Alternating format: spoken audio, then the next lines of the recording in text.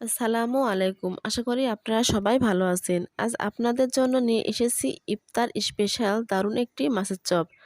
আজ তৈরি করব দারুণ মজাদার মাছের চপ।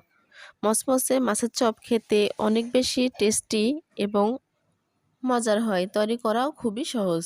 অল্প উপকরণ দিয়ে কম সময়ে এই মাছের চপগুলো তৈরি করা নেওয়া যায়। পছন্দ করবে খেতে সবাই ইফতার বা বিকালের নাস্তায়।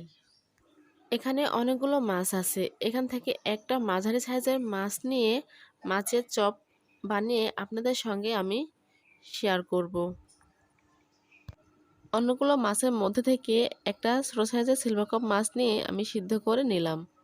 মাছটা আমার সিদ্ধ করা হয়েছে। আপনারা চাইলে যে কোনো মাছ দিয়ে এই মাছ চপটা বানাতে পারেন। মাছটা ভালোভাবে বেছে নেব। আমার বাছা হয়ে গেছে। এর মধ্যে আমি দিয়ে দিলাম পেঁয়াজ কুচি, তার সঙ্গে দিয়ে দিলাম কাঁচামরিচ কুচি, এবার দিয়ে দিলাম ধনিয়া পাতা কুচি, এবার দিয়ে দিলাম আলু। আমি আলুটা সিদ্ধ করে ভর্তা করে রাখছিলাম, সেটা দিয়ে দিলাম। আমি একটা বড় সাইজের আলু সিদ্ধ করে রাখছিলাম। এবার দিয়ে দিলাম 1 চামচ আদা জিরা পেস্ট, তার সঙ্গে দিয়ে দিলাম 1 চামচ মরিচের গুঁড়া, হাফ চামচ হলুদ গুঁড়া, স্বাদ মতো লবণ, তার সঙ্গে দিয়ে দিলাম 1 চামচ বেকিং পাউডার।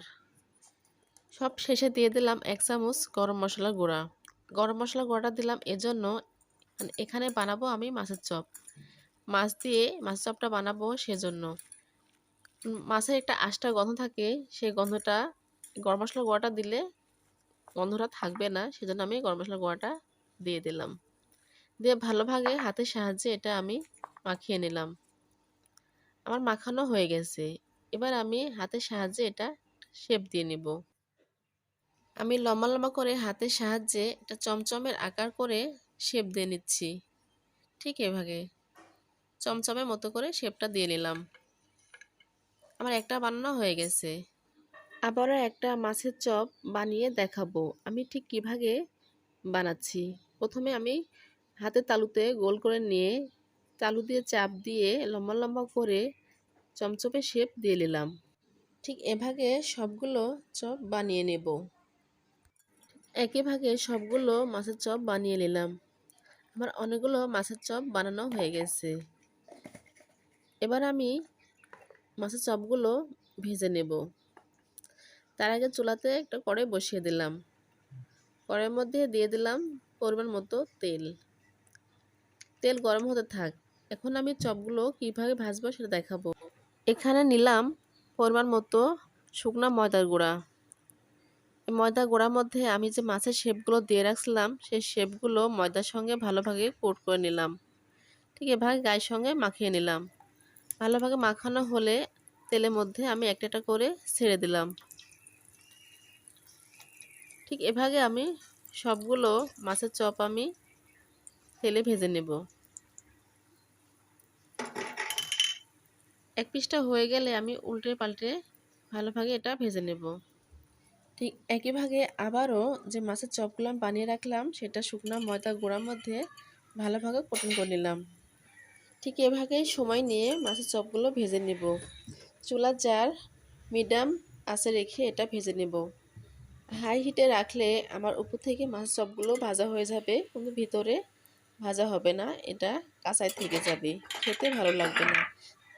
চুলার জালটা মিডিয়াম হিটে রাখলে এই মাছের চপগুলো উপর থেকে বা ভিতর থেকে দুইটাই ভাজা সুন্দরভাবে হয়ে যাবে, খেতে অনেকটাই ভালো লাগবে। আমার প্রথম স্টেপ ভাজা হয়ে গেছে। এবার দ্বিতীয় স্টেপের জন্য আবারও দিয়ে দিলাম।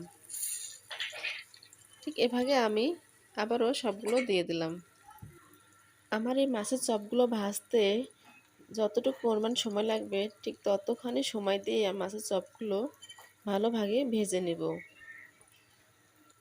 এই চপগুলো ব্রাউন কালার করে ভেজে নিব। বেশি কালার করব না, কারণ বেশি কালার করলে খেতে তিতা লাগবে। ব্রাউন কালার করলে খেতে ভালো লাগবে। আমার চপগুলো দেখেন ব্রাউন কালার হয়ে আসছে। এবারে আমি এই চপগুলো একটা ছাঁকনির সাহায্যে ভালোভাবে আমি উঠাই নেব। ঠিক এভাবে আমি সবগুলো চপ উঠা নিলাম।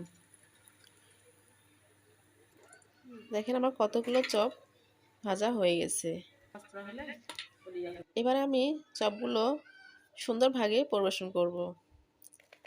আমি দেখেন সুন্দর ভাগে সাজিয়ে চপগুলো পরিবেশন করছি। আমার এই মাছের চপের রেসিপি আপনারা বাসায় একবার হলেও বানিয়ে খেয়ে দেখবেন। আশা করি আপনাদের খেতে ভালো লাগবে।